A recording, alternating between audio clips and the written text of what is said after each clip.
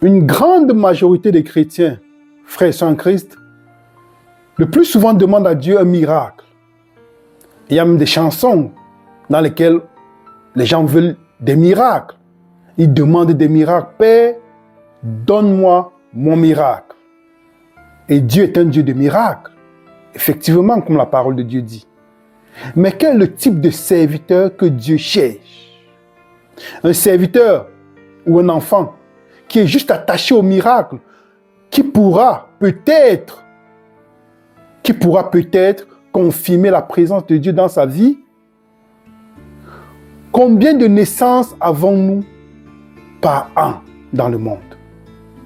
Près de 133 millions de naissances par an. Combien de naissances par jour? Plus ou moins 360 000 naissances par jour.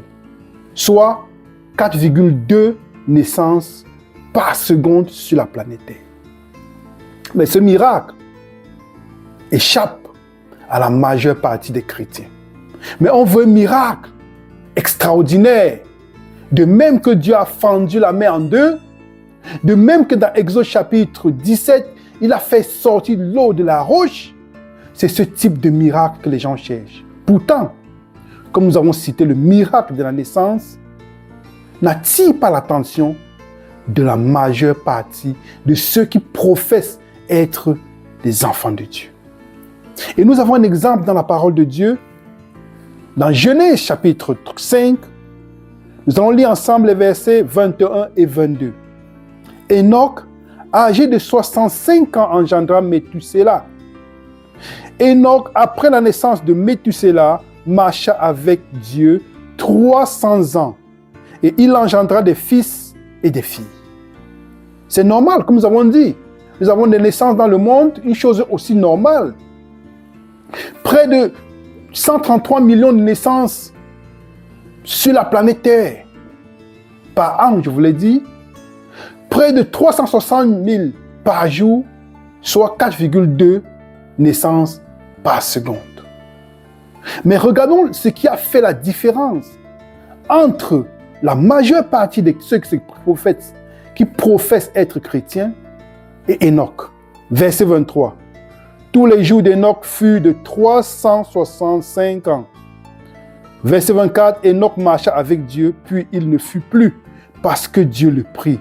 Parce que Dieu reflétait l'image du Père.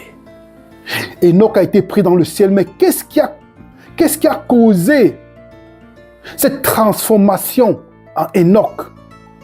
C'est que quelque chose qui est un miracle, qui pourrait être un miracle aussi ordinaire, comme la naissance d'un enfant pour Enoch, était un grand miracle. C'est la raison pour laquelle, nous lisons au verset 22, Enoch, après la naissance de Méthusélah, marcha avec Dieu 300 ans. Donc, il a marché sans Dieu, jusqu'à ce qu'il rencontre l'Éternel à travers la naissance de Méthusélah. Il s'est dit, waouh, comment est-ce que je peux aimer cet enfant de cette façon? Là, il fait la projection entre sa relation avec lui et Dieu. Il s'est dit, si j'aime cet enfant de façon aussi forte, si je suis aussi attaché à cet enfant, à quel point est-ce que Dieu serait attaché à moi et à nous? C'est là où Enoch va commencer à marcher avec Dieu. Il va commencer à comprendre l'amour de Dieu pour lui et pour ses fils que nous sommes. Pour une chose aussi normale qu'est la naissance d'un enfant.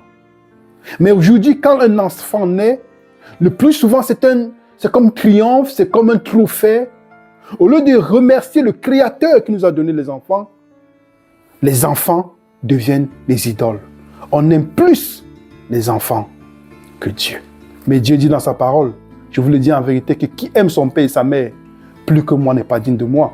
On peut aussi dire, qui aime ses enfants plus que moi n'est pas digne de moi. Donc, comme Enoch, nous devons suivre la recommandation, le conseil que Dieu nous donne dans Proverbes chapitre 3, versets 5 à 6. Confie-toi en l'Éternel de tout ton cœur et ne t'appuie pas sur ta sagesse. Reconnais-le dans toutes tes voies et il aplanira tes sentiers. Que l'Éternel vous bénisse et nous bénisse, afin que nous puissions voir le miracle de Dieu dans de petites choses. C'est là où on va connaître notre Dieu. On va l'aimer. Et maintenant, il pourra, dans sa bonté et dans son libre arbitre, selon son choix, nous faire voir, vivre une expérience forte, ou comme le peuple d'Israël qui a fendu la mer en deux, ou l'eau qui est sortie de la roche. Mais ceci ne doit pas être la motivation de notre cœur. Reconnaissons-le dans des petites choses, dans toutes nos voies. Et comme a dit le Proverbe 3, verset 6, il aplanira nos sentiers. Amen.